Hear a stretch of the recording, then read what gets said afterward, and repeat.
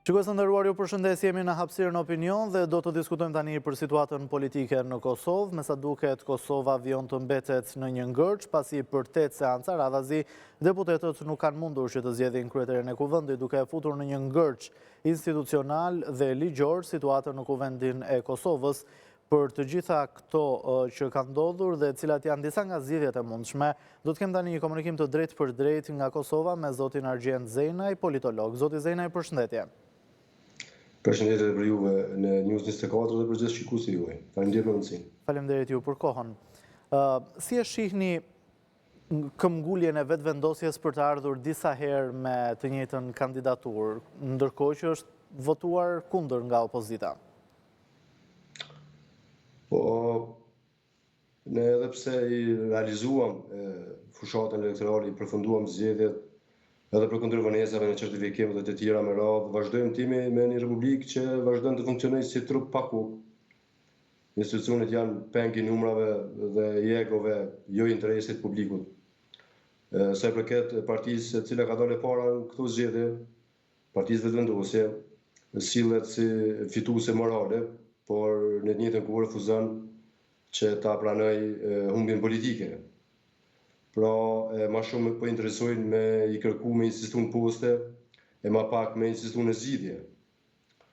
Do më thonë, këtë rast nuk mundesh me insistu me të kryetari i kuvendit në mungesë të shumicës parlamentare të pastrit, ashtu si që kishte në Tazem në vitin 2021.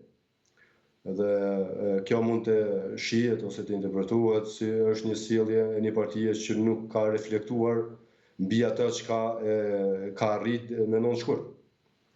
Në anën tjetër, po ashtu e kemi një opozitë e cila presupozohet që mund të ketë më shumë numra, por në të njëjtën kohë i mungon narrativa politike, narrativa se çka kanë me ndërmarrë, çka kanë me vepruar me ata numra.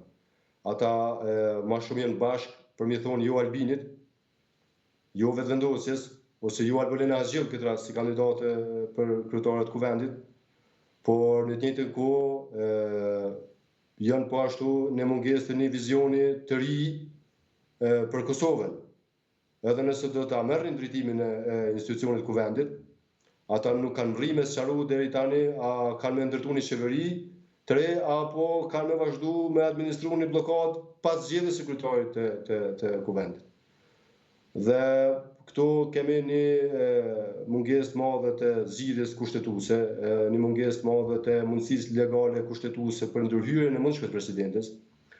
Ma shumë po shfaqet zonja Osmani si një notere e krizës, edhe një interpretuese mekanike, se sa një ndërmjetësuese e mundshme për me zgjidh gjithë këtë ngërç. Duhet të jetë në një rol më aktiv se sa kaq.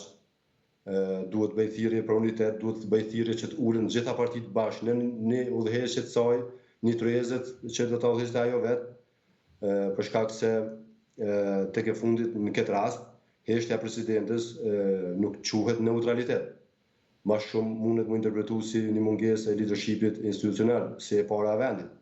Pra kemi një megalomani të madhe të zhvillimeve negative në zgjatjen e këtij ngërçi të cilin e pësum nga zgjedhjet e Mënshkutit.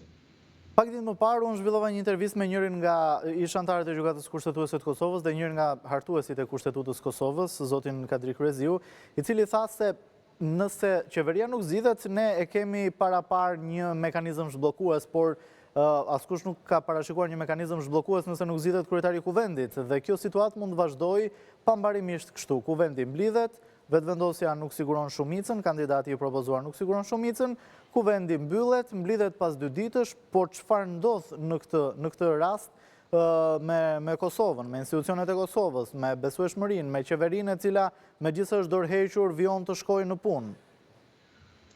Po prandaj thash, këtu është e nevojshme, dhe përsa i përket gjykatës kushtetuese dhe zgjidhjes të cilën e ka pas nxjerrë si akt normativ në vitin 2014, nuk ka dhënë zgjidhje.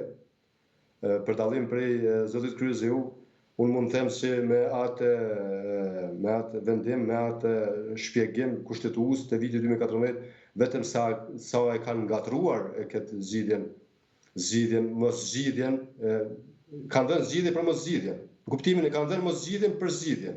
Se esenca u konë edhe në atë botë, esenca ka qenë për mandatarin e kuvendit.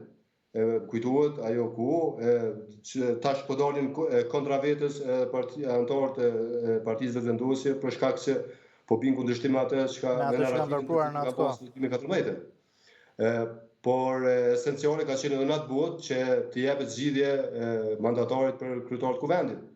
Dhe në mungesë të një kreativiteti, themi, në vitin 2014, për të dhënë zgjidhje mandatarit sa herë duhet të propozoj partia e parë mandatarin për kryetar për të udhëhequr kuvendin, atëherë i kanë dhënë zgjidhje se sa herë duhet provoj i pari për qeverinë, i pari nga zgjedhjet për qeverinë. Dhe në këtë rast e kanë lënë pezull ashtu siç pishojmë edhe sot pasojat për sa i përket pozitës së kryetarit të kuvendit. Prandaj thash për të rikthyer edhe një herë tek presidentja, prandaj thash që si e para vendit i takon që të marrë kushtetutën në dorë, jo vetëm ta shikoj si suvenir, por ta marrë kushtetutën në dorë bashkë me ekspertët e saj, këshilltarë ligjor, ndërkombëtarë dhe vendor, dhe të hyjë ta lavroj kushtetutën dhe të dëgjojë një hapësinë ligjore, e cila do të jepte të drejtën që t'i dërgonte një kërkesë pa pas veprim, pa pas shkas nga ana e kuvendit, për shkak se po na mungon veprimi për anës së kuvendit, për t'i dhënë arsye presidentes pastaj ex officio që të dërgojë një kërkesë për matutje. Por edhe në këtë rast unë besoj që kushtetuta nuk është kaq e vdekur sa po e nxjerrim ne. Është më fluide, është më fleksibel, është më e butë dhe nuk është një dokument që nuk mund të jap zgjidhje.